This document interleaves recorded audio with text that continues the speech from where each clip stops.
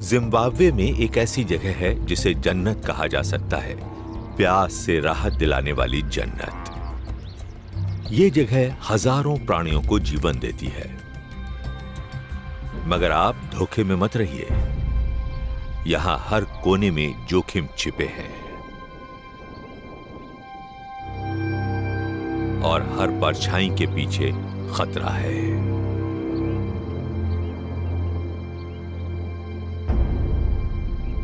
ये मौत से खेलने वालों का अखाड़ा है।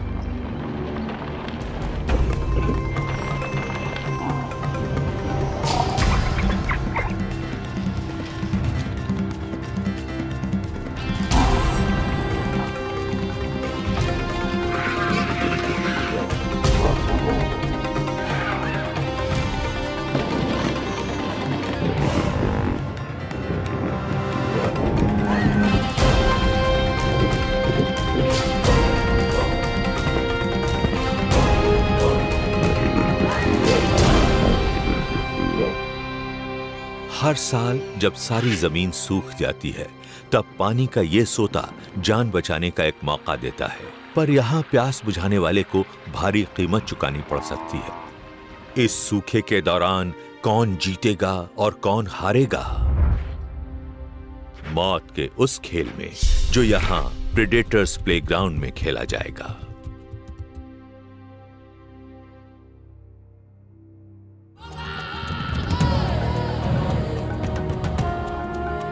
प्रचंड नदी ज़ाम्बेज़ी जिम्बाब्वे की उत्तरी सीमा बनाती है, पर उसकी चमचमाती जलधारा यहां होने वाली घटनाओं के बारे में कुछ भी नहीं बताती है। हमारी कहानी इस शक्तिशाली नदी के 30 किलोमीटर दक्षिण में शुरू होती है। यहाँ एक खास बात है, सूखे नदी तल से फूटकर बहने वाला पानी का ये सोता, जिसकी गहराई कभी भी 5 सेंटीमीटर से ज्यादा नहीं होती।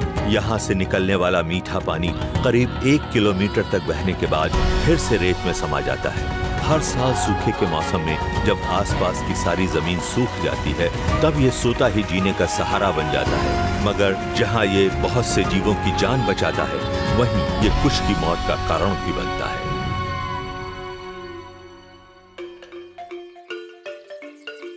सदियों से बड़े शिकारी जीव यहाँ घात लगाकर शिकार करते रहे हैं। इस प्राचीन जमी हुई तलछट में बने डायनासोरों के पैरों के ये निशान भी देखे जा सकते हैं। नाखूनों का नाप बताता है कि ये दैत्य मांसाहारी थे। ये जगह आज भी शेरों जैसे बड़े शिकारियों के खेलने की जगह है। पर ऐसा यहाँ क्या है जो इसे इतनी खतरनाक जगह बना देता है? नदी तल के दोनों ओर तीखी चढ़ाई है, जिसकी लंबाई करीब 200 मीटर तक है। ऐसी रेतीली चढ़ाई पर तेजी से भागकर जान बचा पाना लगभग असंभव सा है। खतरों से घिरे जीव के लिए यहाँ जान बचाना बेहद मुश्किल है। इस जानलेवा अखाड़े में बड़ी जंगली बिल्लियों का दबदबा है। सड़ते गोश्त के कारण सोते का मीठा पानी दूषित हो जाता है।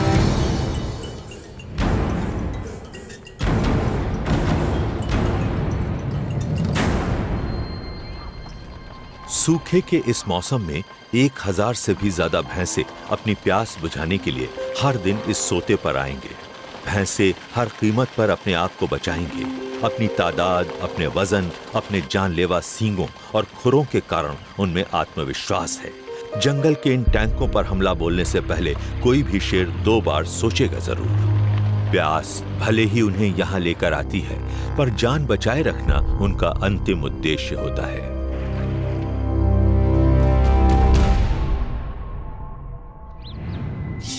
शेरों के 2 विरोधी परिवारों का यहाँ दबदबा है। एक है कविंगा झुंड और दूसरा है मजुंगा झुंड। 10 साल पहले शानदार शेर कविंगा का इस इलाके पर राज था। उसकी पसंदीदा शेरनी मारा से उसे 3 संतानें हुई। 2 बच्चे नर थे और तीसरी नन्ही मादा थी सापी। सापी हमेशा अपनी मां के साथ रहती थी। उसने बहुत से शिकार देखे और शिकार के कई तरीके सीख लिए। सापी जल्द ही जान गई कि भैंसे बेहद खतरनाक दुश्मन है। अपने घातक सींगों और अपनी हैरत अंगेज ताकत के सहारे वे झुंड के कई शेरों की जान ले चुके हैं या उन्हें अपाहिज बना चुके हैं। वक्त आने पर सापी ने भी 2 बच्चों को जन्म दिया, एक बेटा शिडूमा और एक बेटी मोया। 3 महीने बाद सापी की बहन ने भी एक बेटे को जन्म दिया जिसका नाम है मोटो। आज इन चारों ने मिलकर एक सफल शिकारी झुंड बना लिया है जो इस सोते के आसपास के इलाके के कोने कोने से वाकिफ है। 9 साल की सापी को उसकी सिलेटी नाक के कारण आसानी से पहचाना जा सकता है। वो शिकार की कला में माहिर हो चुकी है। अब हर साल सूखे के मौसम में उसके बच्चे भी उसका हुनर सीखते जा रहे हैं। 3.5 साल का उसका बेटा शिडूमा अब काफी हद तक आत्मनिर्भर हो गया है। वैसे धीरज के मामले में अभी बहुत कुछ सीखना बाकी है, पर उसमें भारी भरकम जीवों से जूझने की हिम्मत और जिद है। उसकी बहन मोया उससे छोटी है, पर वो हर शिकार में हिस्सा जरूर लेती है। अब तक वो शिकार में बाहर से ही मदद करती है, पर इस साल उसे अपने शिकार के हुनर को ज्यादा पैना करना होगा। और साथ में 3 साल का मोटो है। उसके नाम का मतलब है आग। इसमें मौत से खेलने वाले का सच्चा दिल है। पर क्या उसकी जाबाजी उसके छोटे डील डॉल की भरपाई कर सकती है? इस बार सूखे के मौसम में छोटे मोटो को शिकार के दौरान बड़ी भूमिका निभानी पड़ेगी। प्रतिद्वंद्वी मजुंगा झुंड की ताकत भी बढ़ती जा रही है। 3 वयस्क शेरनियों के कुल मिलाकर 5 बच्चे हैं। इससे भी ज्यादा महत्व की बात है कि उन्हें 2 ताकतवर भाइयों की सुरक्षा मिली हुई है, डोम्बो और कुत्साम्वा। अगर वे मिलजुल कर काम करें तो मजुंगा झुंड भी एक घातक शिकारी दल बन सकता है। कविंगा झुंड ने अपने प्रतिद्वंदियों से आगे रहने के लिए एक चालाकी भरी तरकीब निकाली है। वे पेड़ों पर चढ़ जाते हैं। शाखाओं पर बैठने से हर शेर को इलाके पर नजर रखने के लिए सही जगह मिल जाती है। साथ ही दिन की गर्मी के समय आराम करने के लिए ठंडी जगह। अगस्त से नवंबर तक अंदरूनी इलाकों के जलाशय सूख जाते हैं।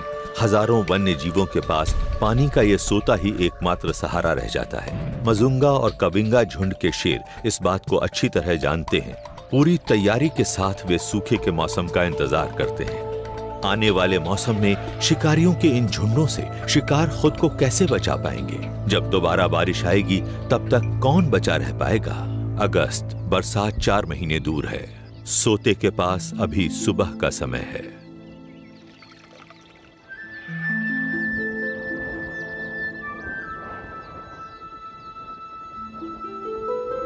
अचानक ही ऊपर नीला आकाश सुनहरा हो जाता है। धूल का बादल छा जाता है। ये इस बात का संकेत है कि सोते के पास एक शानदार घटना घटने वाली है। 400 से ज्यादा भैंसों का झुंड यहां आ रहा है।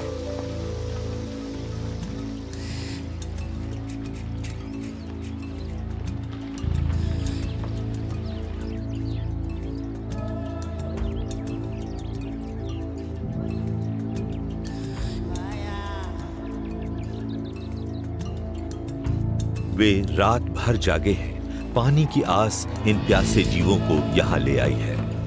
आगे चलने वाले पूरी तरह सतर्क हैं, हवा की जांच कर रहे हैं। सोते के पास की तीखी चढ़ाई की वजह से घबराहट है। कविंगा झुंड भी पूरी तरह से चौकस है। उन्होंने कई दिनों से कुछ नहीं खाया है। ये उनके लिए अच्छा मौका हो सकता है।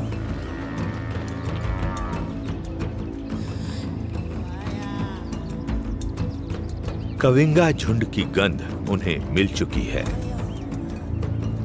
भैंसे रुक गए हैं। विकल्पों पर विचार हो रहा है।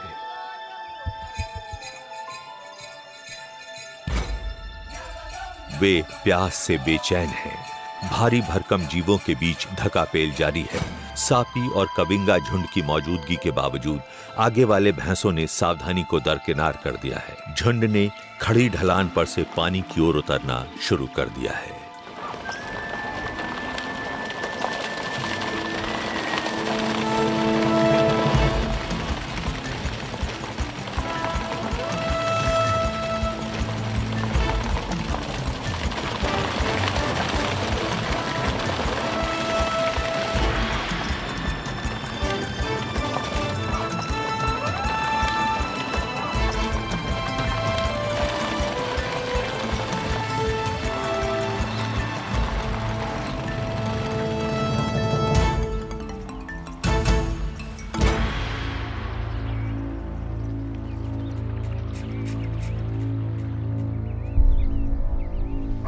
कुछ ही देर बाद यहाँ रहने वाले बबूनों ने झुंड को चेतावनी देना शुरू कर दिया है। इन बबूनों की यहाँ मौजूदगी और इनकी चेतावनियों से शेर तो हमेशा से ही परेशान रहते हैं। भैंसों ने लामबंदी की है, बच्चों को बीच में करके दोहरे हमले के लिए तैयार है। आज वे यहाँ ज्यादा देर नहीं रुकेंगे, जल्दी ही ऊपर लौट जाएंगे।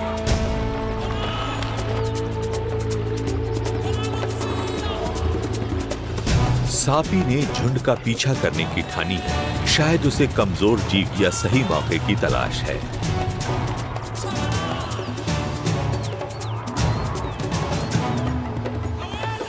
अपने झुंड की मदद के बिना वो शिकार तो नहीं कर सकती है, पर उसका इरादा पक्का नजर आ रहा है।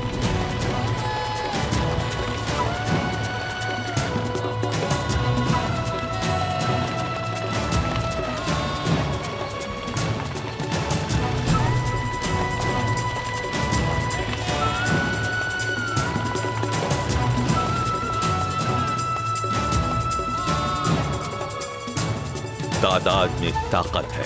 भैंसों का पलड़ा अब भारी है। सापी को पीछे हटना पड़ेगा।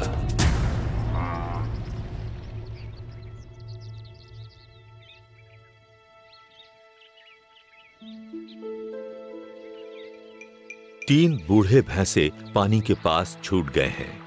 इन बूढ़े नरों को डैगर बॉयज कहा जाता है।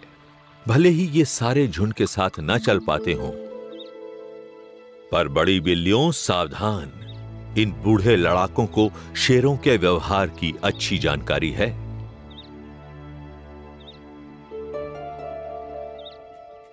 ये लड़ाके अपने आखिरी कुछ साल एक साथ गुजारते हैं। संभावित हमलों के सामने इनकी समझदारी ही इनका सबसे अच्छा बचाव है।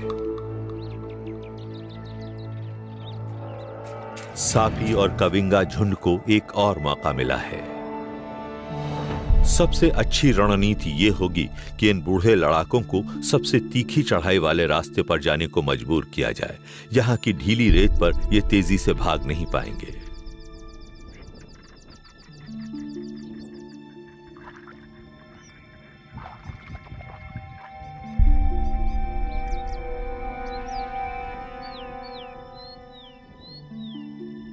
सापी ने अपना शिकार चुन लिया है। शिडूमा बगल में आकर खड़ा हो गया है। फिर सापी ने पीछा शुरू किया। अकेले पड़ गए बूढ़े भैंसे के लिए आक्रमण ही सबसे अच्छा बचाव है। बूढ़ा भैंसा कविंगा शेरों से सीधा जा भिड़ा है।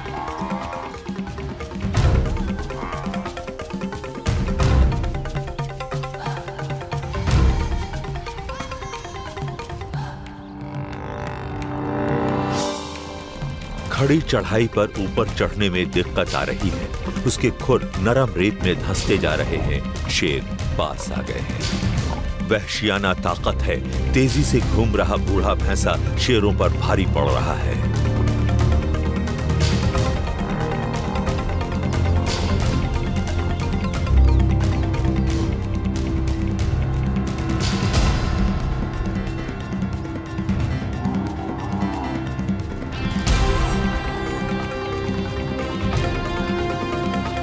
शोर और भगदड़ की वजह से प्रतिद्वंद्वी मजुंगा झुंड की 3 मादाएं भी आ गई हैं।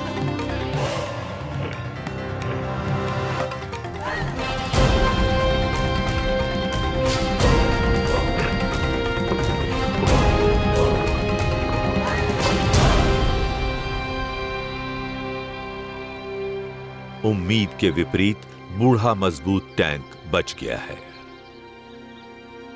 भैंसे की दुम भले ही कट गई है, लेकिन शेरों को पीछे हटना पड़ा है। खंजर जैसे सींगों वाला ललकारता हुआ खड़ा है।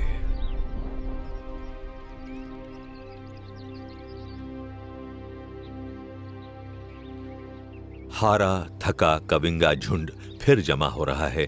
किनारे की घनी झाड़ियों में आराम करने जा बैठा है। वे इस तरह बार बार मौके नहीं गंवा सकते हैं। उन्हें ऐसी रणनीति बनानी होगी जो कामयाबी दिलाए।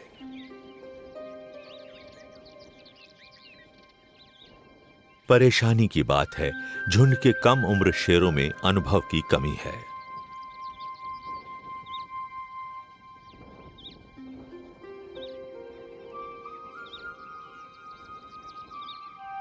पानी पीने नीचे आते इम्पाला हिरणों के एक झुंड ने सापी और शिडूमा का ध्यान आकर्षित किया है।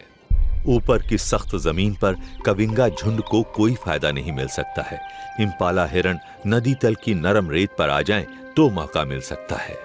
इम्पाला हिरणों के खुर संकरे होते हैं, रेत में धंस जाते हैं। शेरों के पंजे चौड़े फैले होते हैं, पीछा करते वक्त वे फायदे में रहेंगे। नौजवान शिडूमा ने पीछा शुरू कर दिया, पर उसने जल्दबाजी की है। सापी ने उसका साथ देने की कोशिश की, पर देर हो चुकी है।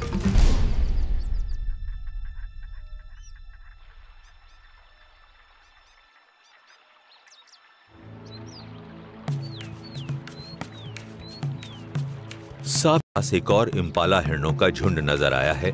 साथ में बोनस भी है, एक नौजवान कुडू हिरन भी साथ है।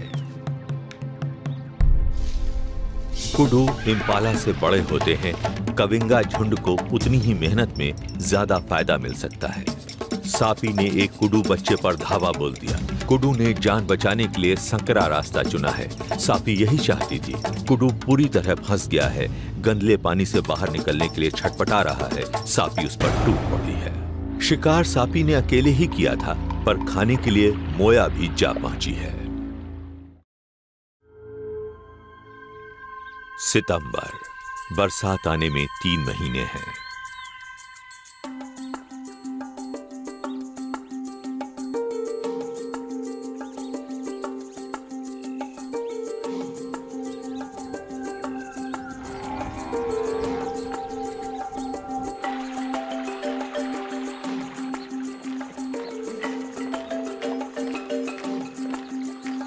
मजुंगा झुंड दमदार होता जा रहा है। बच्चों ने शिकार के तरीके सीखना शुरू कर दिया है। आज बच्चे खेलने में मस्त हैं।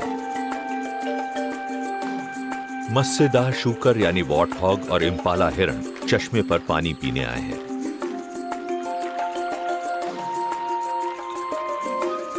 शूकरों को कीचड़ में खेलना अच्छा लगता है।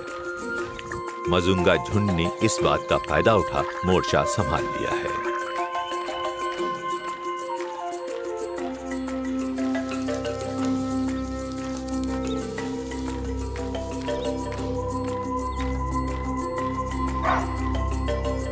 शूकर खुश हैं, उन्हें खतरे की खबर नहीं है। इम्पाला और बबूनों ने खतरे की चेतावनी दी है।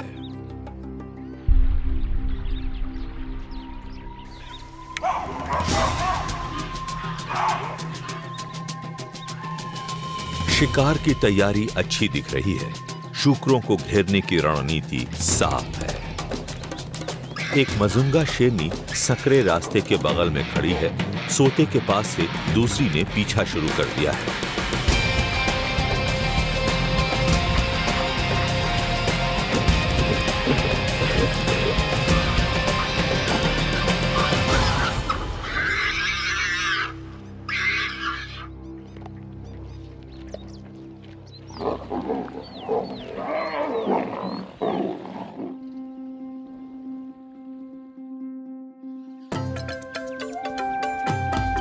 पौ फटने को है। कविंगा झुंड पूरी तरह चौकन्ना है। एक भारी भरकम भैंसा सुबह सुबह पानी पीने आया है। पिछली बार बड़ी बिल्लियों ने मात खाई थी। भैंसों की जबरदस्त ताकत का अंदाजा लग चुका है। शायद आज कोई मौका मिल जाए, कोई कमजोरी नजर आ जाए। सापी ने सही जगह ढूंढ ली है। सोते के बाएं किनारे पर छिप कर बैठी है। मोया, मोटो और शिडूमा भी उससे थोड़ा ऊपर बैठे हैं। प्रतिद्वंद्वी मजुंगा झुंड की एक मादा भी इन बनते हालात में दिलचस्पी ले रही है। वो दूसरे किनारे से ये सब देख रही है। क्या वो शिकार में कविंगा झुंड का साथ देने की सोच रही है, या उसका झुंड खुद भी शिकार की पहल करेगा? स्थानीय बबूनों में फिर से खलबली है। उनकी आवाजों ने भैंसे को सतर्क कर दिया है।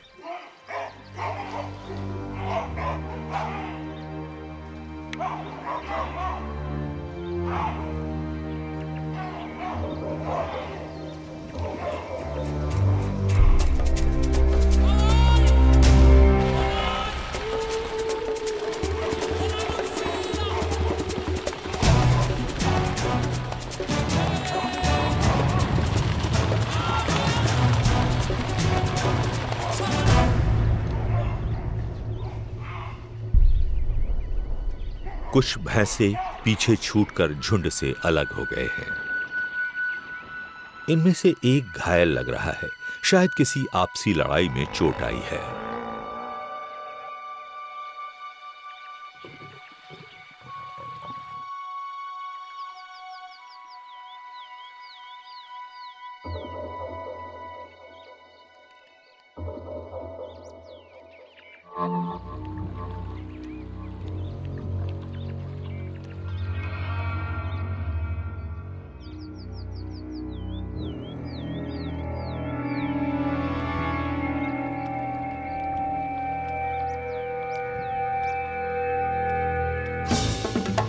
एक बार फिर सापी ने हमले की पहल की है।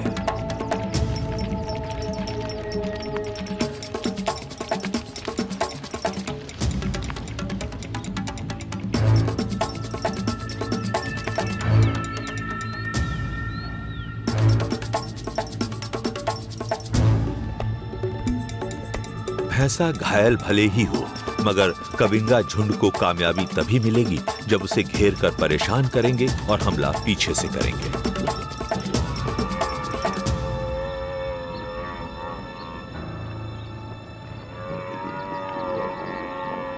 शिडूमा ने पैर जकड़ लिया है ताकि भैंसा हिलडुल ना पाए और दूसरे शेर उसे जमीन पर गिरा सकें।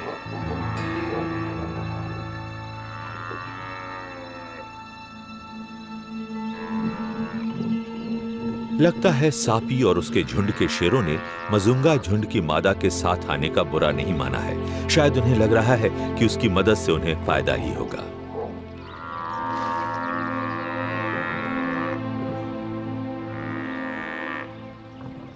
लगता है हारे हुए भैंसे की तकदीर में यही होना लिखा था।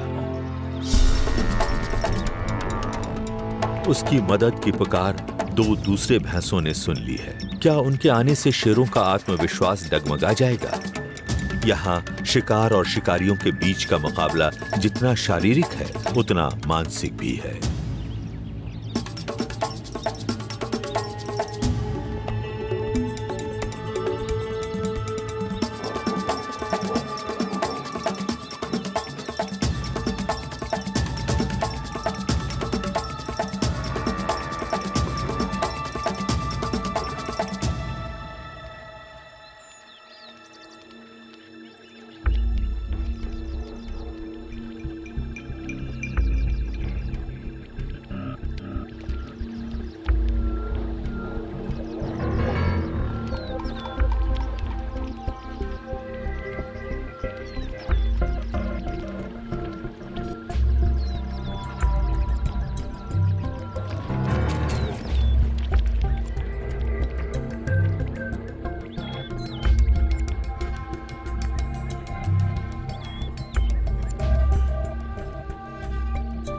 लगता है घायल भैंसा बच निकलेगा, पर एक बार शक्ति संतुलन फिर से बदल गया है। कविंगा झुंड ने उसका रास्ता रोक रखा है और शिडूमा ने एक बार फिर उस पर हमला बोला है।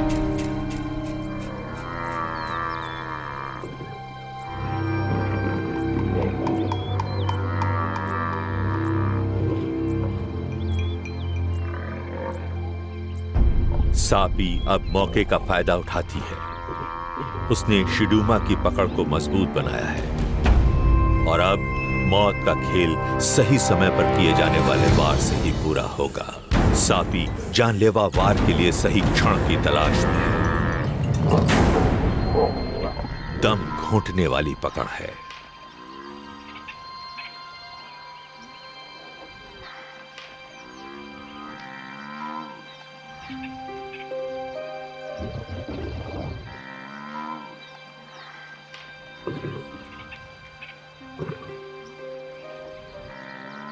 सापी ने भैंसे की नाक बंद कर दी है।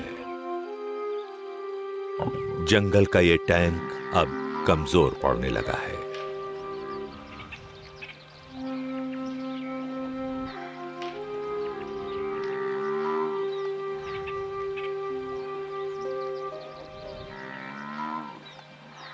सांस न ले पाने से धीरे धीरे भैंसा हार मान लेता है।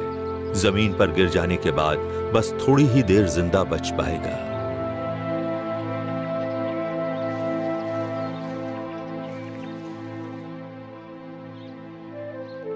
सांपी ने अपनी जानलेवा पकड़ छोड़ दी है। इस शिकार की कामयाबी का श्रेय कविंगा झुंड की मिलजुल कर की गई मेहनत को जाता है। ये शिकार उनके आत्मविश्वास को बढ़ाएगा और इससे मिला सबक बचे हुए सूखे के मौसम में उनके बड़े काम आएगा। अक्टूबर, बरसात 2 महीने दूर है। अक्टूबर में जाम्बेजी घाटी में तापमान बढ़ जाता है, पानी की जरूरत बढ़ जाती है। भैंसों के एक झुंड के पानी पीने भर से ही सोते का पानी खत्म हो जाता है। हैरानी की बात यह है कि कुछ ही घंटों बाद सोते में पानी फिर से बहने लगता है। लड़ाई में शेरों के दोनों झुंडों का पलड़ा अब भारी पड़ने लगा है। कामयाब शिकारों के सबूत सोते के चारों ओर नजर आते हैं।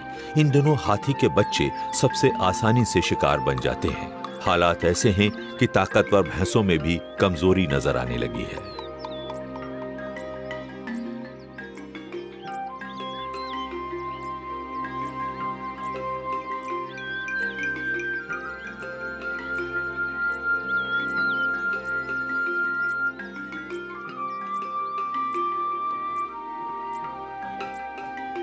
जैसे जैसे अगले 2 महीनों में सोते के आसपास हरियाली सिमटती जाएगी, कविंगा और मजुंगा झुंडों को और ज्यादा मौके मिलने लगेंगे।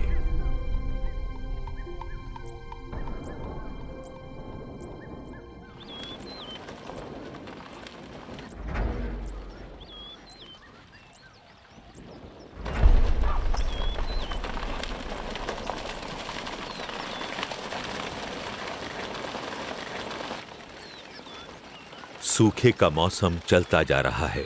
भोजन और पानी और भी ज्यादा दुर्लभ होते जा रहे हैं। भैंसों के झुंड में भी पारा चढ़ता जा रहा है। आपसी झगड़े आम होने लगे हैं। कविंगा झुंड के शेरों को ये झड़पें इस बात की याद दिलाती रहती हैं कि ये भैंसे कितने ताकतवर और खतरनाक हो सकते हैं। उड़ती धूल और आवाजों ने सांपी और उसके झुंड को सतर्क कर दिया है। वे पेड़ों से उतर आए हैं और छिपकर शिकार का पीछा शुरू कर दिया है। शुरू में तो भैंसों को पता ही नहीं चला, पर जल्दी ही वे सांपी और उसके झुंड से होने वाले खतरे को पहचान गए। भैंसों ने वापस जाने का फैसला किया है।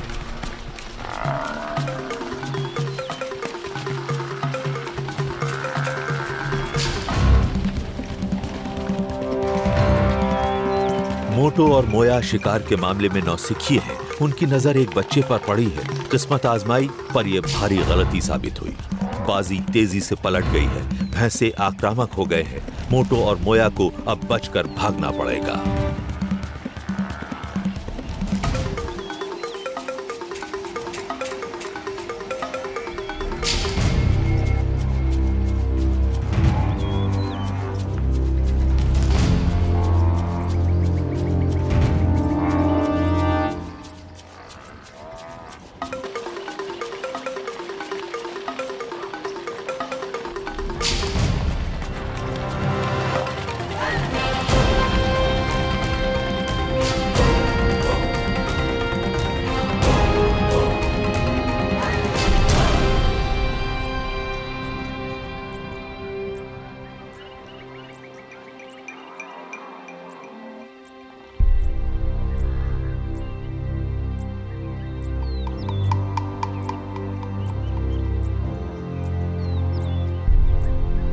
मोया ऊंचे किनारे पर फंस गई है, खतरे में है, पर बड़ी हिम्मत से डटी रहती है।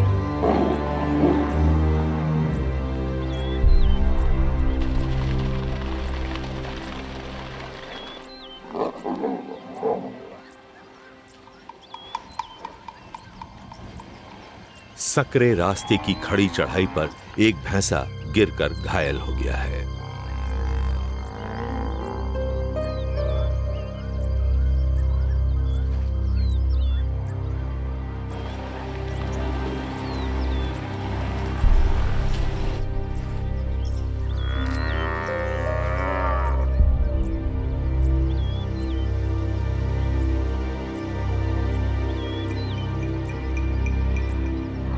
दो भैंसे हाल जानने वापस आए हैं, पर जल्दी ही जायजा लेकर लौट जाते हैं।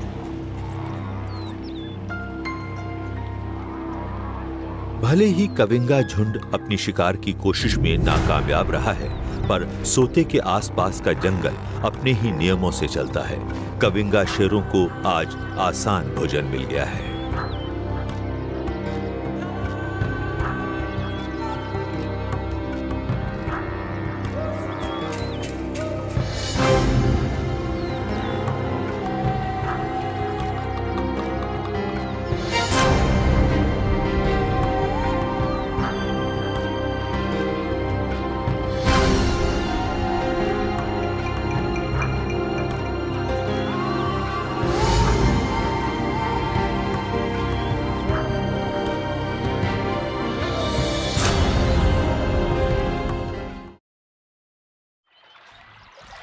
यहाँ शिकार की तलाश में घूमने वाले सिर्फ कविंगा और मजुंगा शेरों तक ही सीमित नहीं हैं। इस सोते के पास जंगली कुत्ते भी रहते हैं। इतने बड़े झुंड का पेट भरने के लिए इन्हें अक्सर शिकार करना पड़ता है। ये सुबह होते समय या दिन ढलते समय ठंडक में शिकार करना पसंद करते हैं।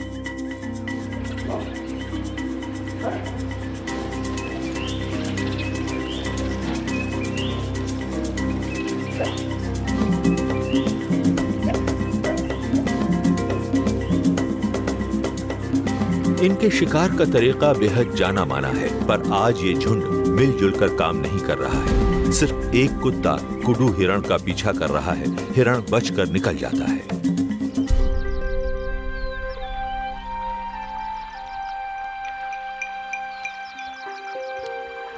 नदी तल पर आराम करते कुत्ते मौके का फायदा उठाने के लिए तैयार नहीं थे। एक अकेला भैंसा पानी पीने नीचे आया है। इस भारी भरकम और शक्तिशाली दानव की ताकत के आगे कुत्ते बेहद कमजोर हैं। समझदारी से काम लेते हैं, भैंसे को अकेला छोड़ देते हैं। उन्हें अगले मौके के लिए ज्यादा इंतजार नहीं करना पड़ता है। इम्पाला हिरणों का एक झुंड पानी पीने आ रहा है।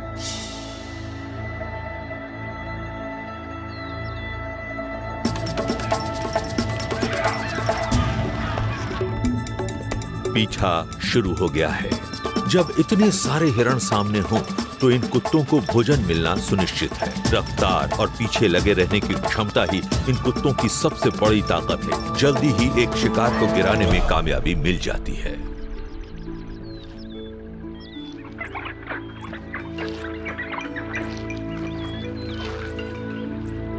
जल्दी ही शिकार को चट कर लिया गया है। अब सिर्फ हड्डियां ही बची है। बाद में खाए गए शिकार को उगलकर बच्चों को खिलाया जाता है।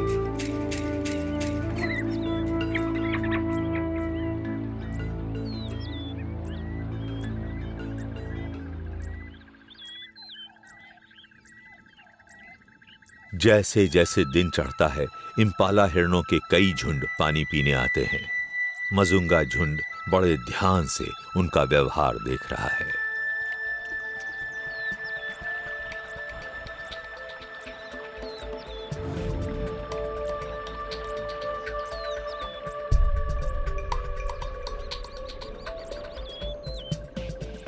इम्पाला हिरणों के मिलन का समय है। एक प्रमुख नर मिलन का हक पाने के लिए दूसरे प्रमुख नर को ललकार रहा है। बड़ा ही थका देने वाला वक्त है। उनका पूरा ध्यान इन्हीं लड़ाइयों पर है।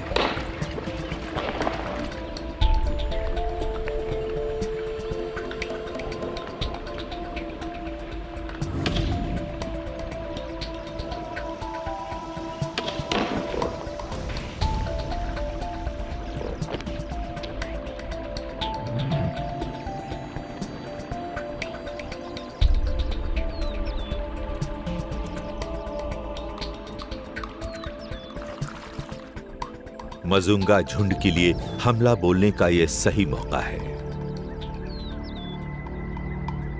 उन्होंने खास खास जगहों पर मोर्चे संभालना शुरू कर दिया है।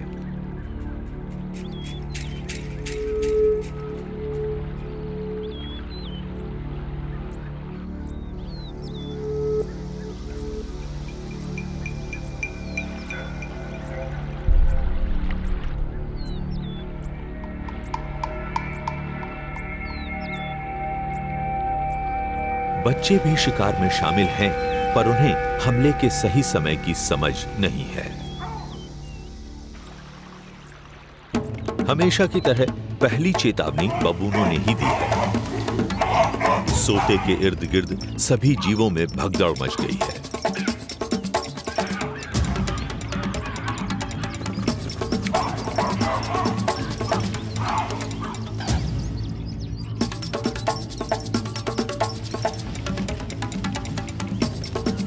शिकार में पहल करने वाली शेरनी ने सोते के किनारे किनारे पीछा शुरू कर दिया है। वो इम्पाला हिरणों को उस सकरे रास्ते की ओर ले जाना चाहती है जहां दूसरे साथी छिपे बैठे हैं।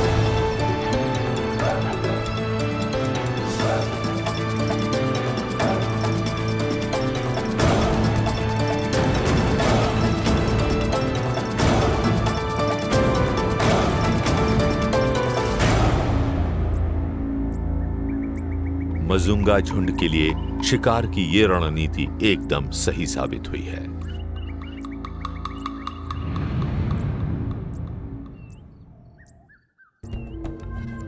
सापी और कविंगा झुंड भी आज शिकार की ताक में हैं। वे भी सोते के किनारे घात लगाए बैठे हैं। इस बार उनकी नजर वॉटहॉग शूकरों पर है जो इस खतरे से बेखबर है। बेखबर शूकर कविंगा झुंड के शेरों के पास से गुजर गए हैं।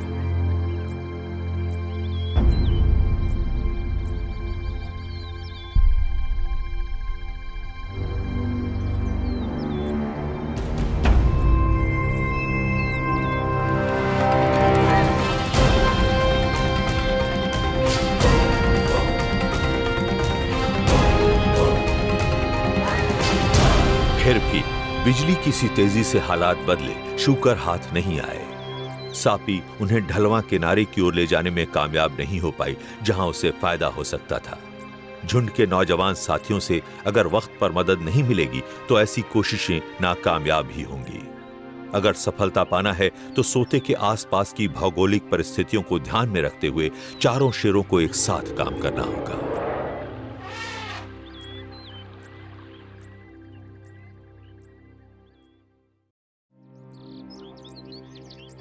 नवंबर, बरसात 1 महीने दूर है।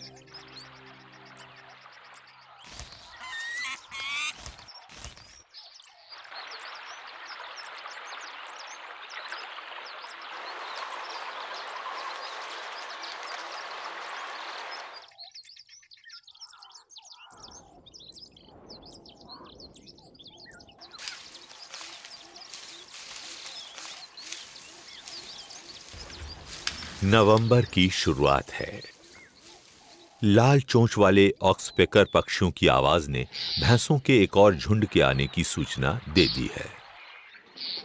गलों में महीनों से जमी धूल से भैंसें परेशान हैं। कविंगा झुंड के शेरों की जानी पहचानी गंध की भी उन्हें परवाह नहीं है।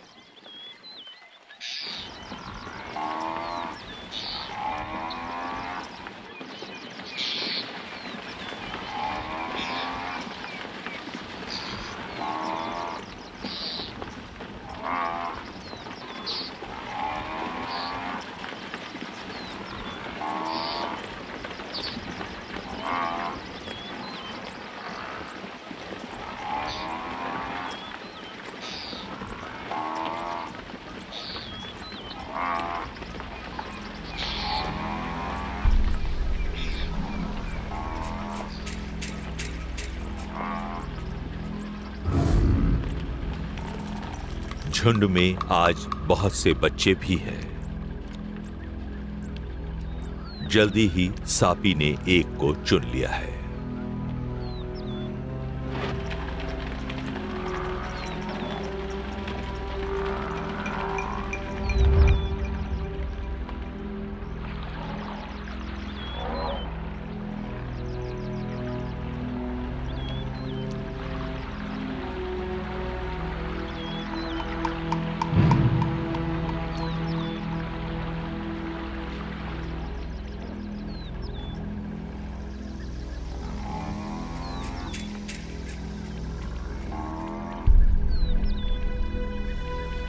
बबूनों ने शोर मचाना शुरू कर दिया है।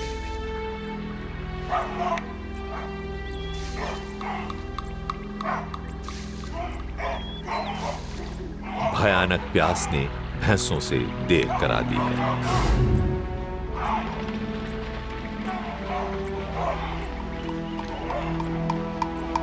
सोते से हटने में बहुत ज्यादा देर हो गई है।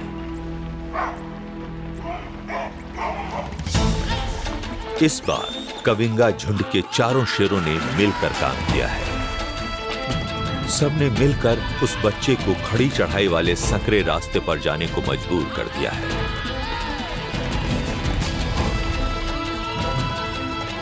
सापी ने बच्चे को दबोच लिया है। एक भैंस जो शायद बच्चे की मां है, बड़ी दिलेरी से अपने सींगों से सापी और मोया की तरफ वार करती है, पर इससे सिर्फ बच्चे को ही चोट लगती है। एक ताकतवर भैंसा कविंगा शेरों पर झपटता है, मगर शेर चालाकी से बच्चे को बीच में ले आते हैं। बेचारा बच्चा भैंसे के इस जोरदार वार का शिकार बन जाता है।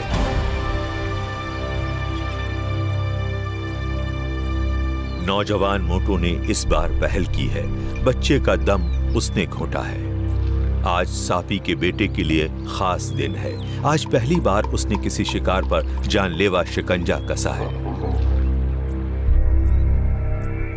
आज सापी ने अपना लक्ष्य हासिल कर लिया है। उसका परिवार मिलकर काम करने लगा है। आखिरकार कविंगा झुंड एक सुनियोजित सशक्त शिकारी दल बन गया है।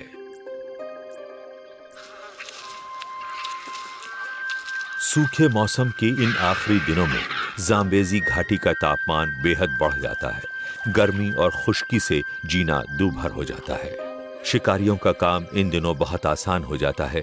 शिकार को भोजन की तलाश में दूर दूर तक भटकना पड़ता है।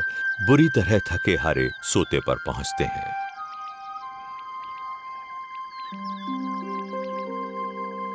सबसे ज्यादा परेशानी हाथियों के लिए होती है। इनकी पाचन प्रक्रिया बेहद धीमी होती है, इसलिए इन्हें बहुत ज्यादा भोजन की जरूरत होती है।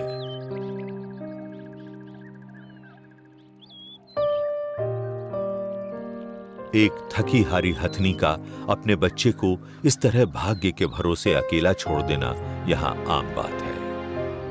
अकेला और थका मांदा बच्चा जमीन पर गिर पड़ा है।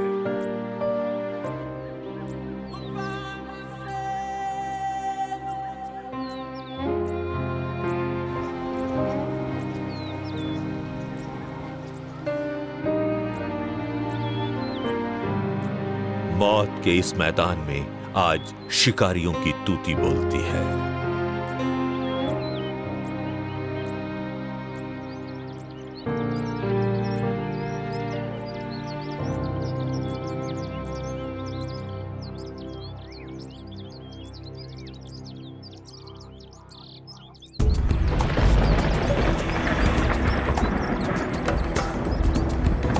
जब लगा कि सारी ताकत खत्म हो गई है, तभी बादलों का जमा होना शुरू हो गया। आखिरकार जिसका इंतजार था वो बारिश आ ही गई। पहली ही तेज बारिश में सोते ने बहना शुरू कर दिया।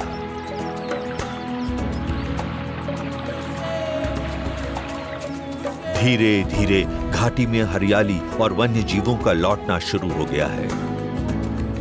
इस सूखे के मौसम में इस सोते ने अपनी जिम्मेदारी अच्छी तरह निभाई है। कविंगा और मजुंगा झुंडों के शेरों को अब पेट भरने के लिए दूर तक जाना पड़ता है। वे भैंसों के झुंड का पीछा करते हुए जाम्बेजी घाटी की घनी हरियाली में पहुंच जाते हैं। स्थानीय बबून ही यहां बचे रह गए हैं। सूखे के मौसम के दोबारा आने का, जानवरों के बड़े झुंडों और उनके शिकारियों के लौटने का इंतजार शुरू हो गया है। इन बचे खुचे जंगलों में जो मशहूर लड़ाइयां होती हैं, उनके बारे में भावुक होने की कोई जरूरत नहीं है। ये तो बस जिंदा बचे रहने और अपनी नस्ल को बचाए रखने की कहानी है, उन जीवों की जिनकी जिंदगियां आपस में जुड़ी हैं। ये सिलसिला सदियों से यूं ही चला आ रहा है। इस साल सूखे के मौसम में इस सोते ने हजारों जीवों की जान बचाई है, सभी को जीवनदायी पानी दिया है, कई खेल खेले गए, दिलेरी के कई कारनामे, रणनीति के कई ऐसे उतार चढ़ाव देखे गए जिनमें शिकारी शिकार को मात देने की कोशिश करते हैं। अब इस जगह को आराम की जरूरत है, दोबारा तरोताजा होने की जरूरत है, ताकि ये जगह एक बार फिर से शिकारियों के मौत के खेल का मैदान बन सके।